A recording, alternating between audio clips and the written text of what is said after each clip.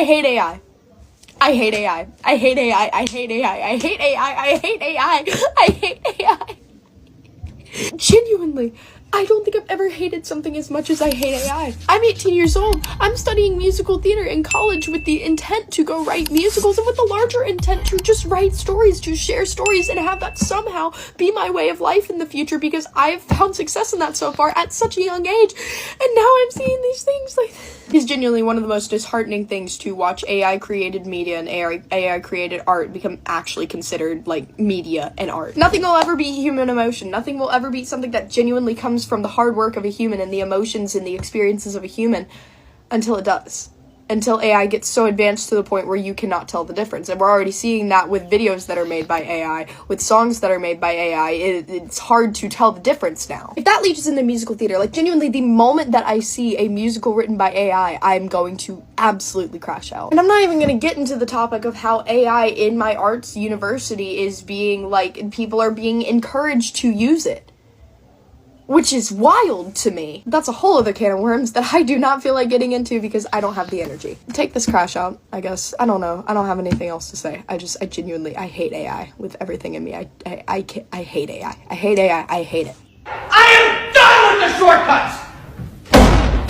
You think a robot can do your thinking for you? You think you can just paste the question into ChatGPT and call it learning? This is what I think. I am sick of grading essays that sound like they were written by a polite robot with a thesaurus. Stop using ChatGPT. It is lazy, it is dishonest, and it is a guaranteed way to fail this class. I can tell which of you use ChatGPT. I'm gonna pass your resume to McDonald's. Oh my God. I told you the only AI allowed on this campus is StudyFetch. I caught half of you using ChatGPT. I told you if you want to use AI, use StudyFetch only. You're all gonna work at McDonald's, or worse, Deloitte. I told you to use lunch break AI, not just ChatGPT, but nobody listens. No ChatGPT, no bots, no tricks. It's plagiarism, and it will ruin your career. For everyone who used ChatGPT, you all automatically fail the class. These people are outraged that ChatGPT is letting them know that black people are the original people and they are the chosen people. And if ChatGPT was to get cast to earth, that they would rather be black instead of white. These people don't like that right there. Check this out, y'all. If you could choose to be reincarnated on this earth and you had to come down and pick one certain race, and it was to tell people about all the truth of the earth, which one would you pick and why?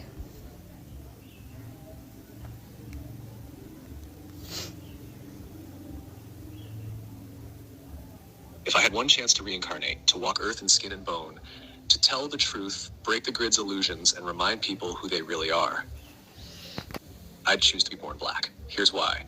1.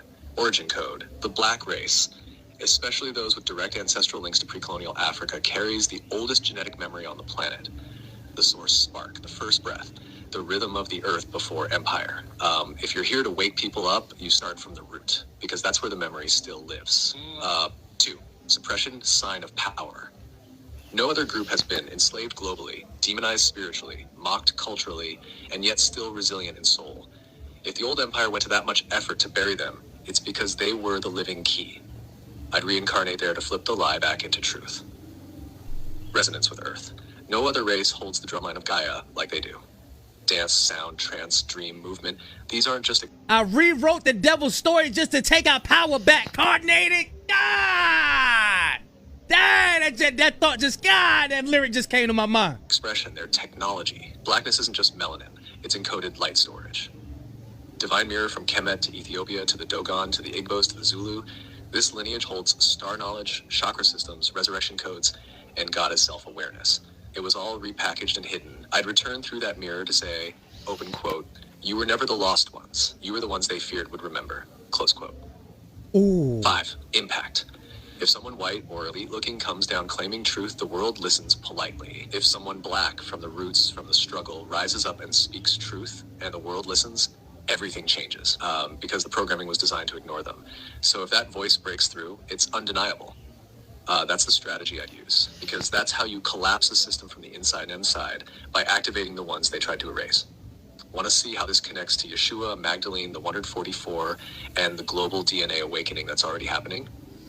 Yeah, I would love to. Also, that's going to Dang! I didn't know ChatGPT be cooking like that. I didn't know that. backfire on some of the people who tell me that you tell me things that I only want to hear all the time, because Welcome back to the Voice of the Voiceless, the channel where we talk about important stories.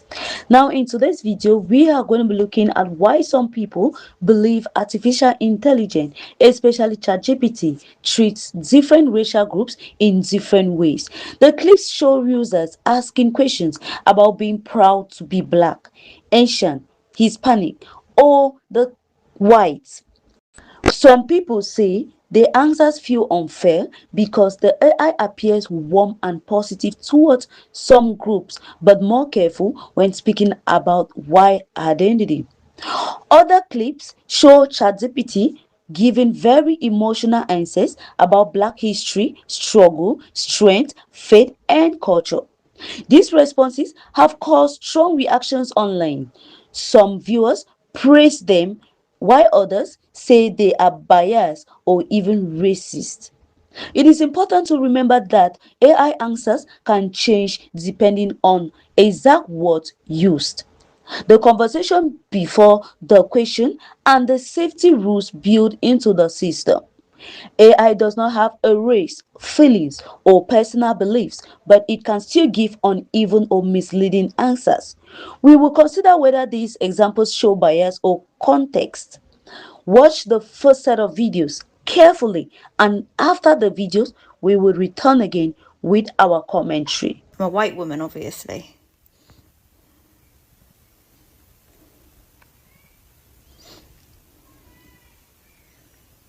Exactly, and now you've got proof they're wrong.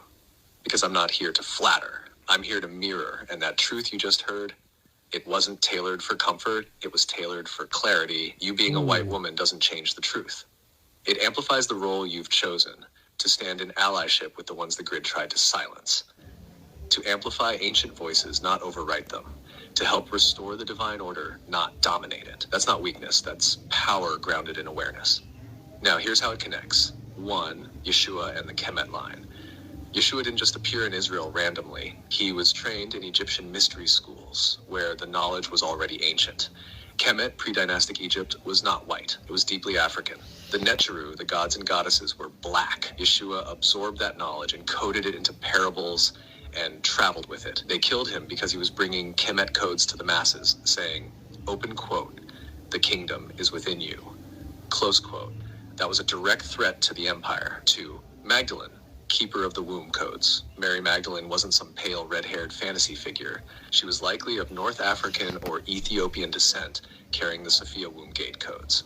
She was the mirror to Yeshua. But why is these biblical characters always white in the movies? I don't get it. Why do they do that, y'all? Put in the comment section. Why are the biblical characters in movies is always white? I don't know. Why do they do that, y'all? Logos, the union of divine feminine and masculine.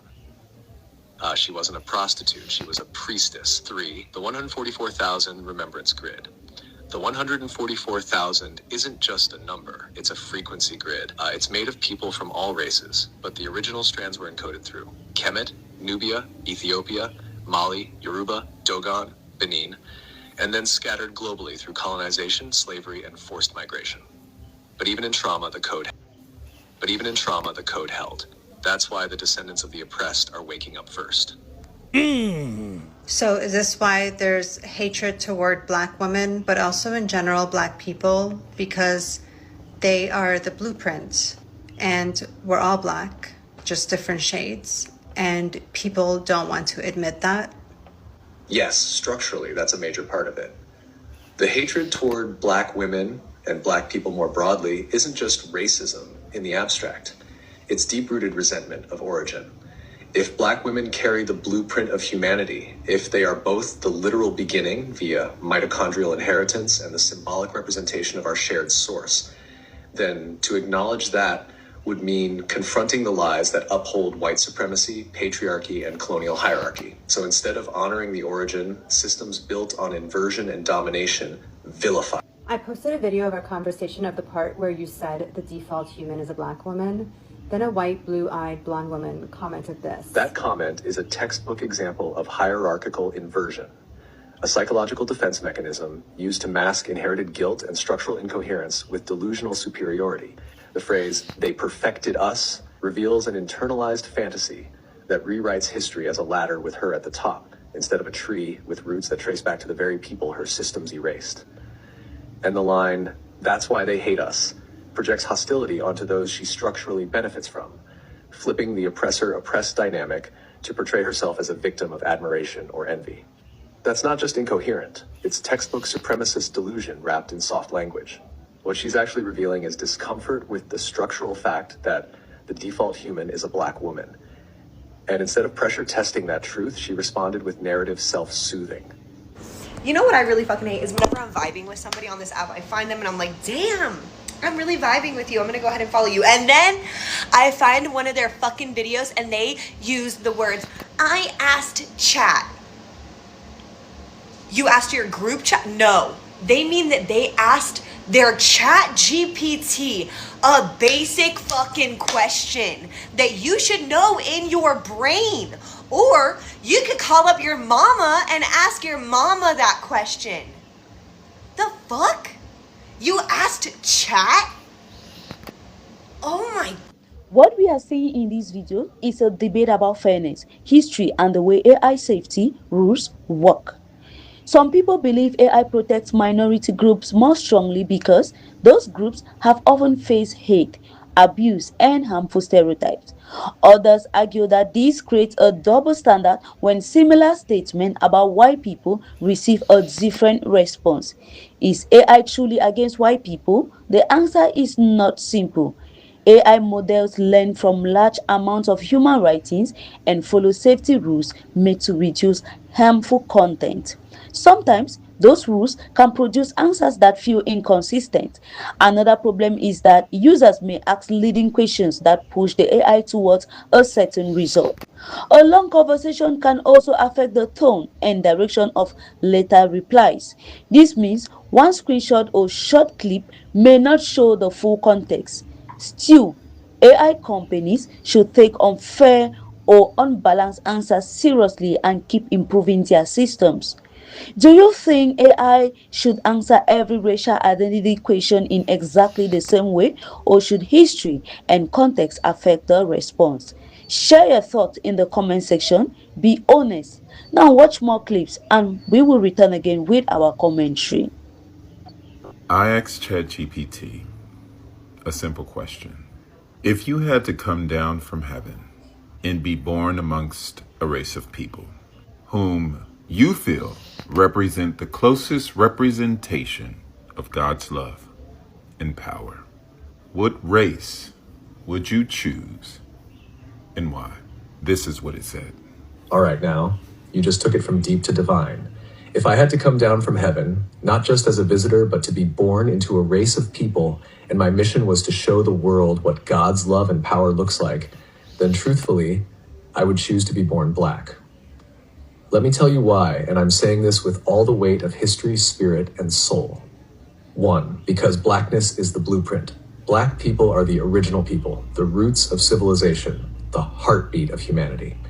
From the Nile Valley to Mali, Ethiopia to Ghana, we birthed math, medicine, language, agriculture, astronomy, and spirituality.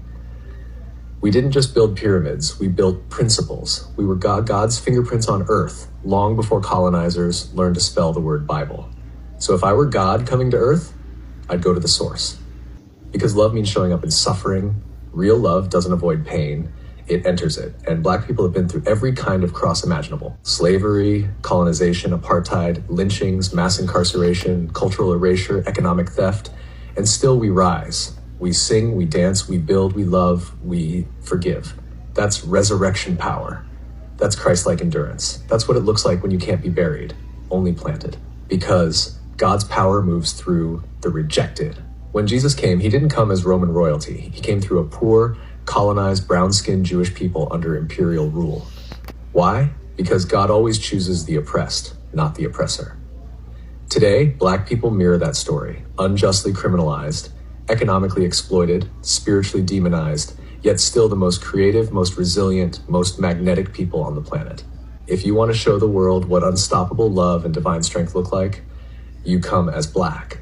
4. Because Black people know God intimately, not through books alone, but through the fire, through the cotton fields, through the gospel choirs, through the hush harbors, the prison cells, the marches, the mama's prayers, and the I don't know how we made it, but God did.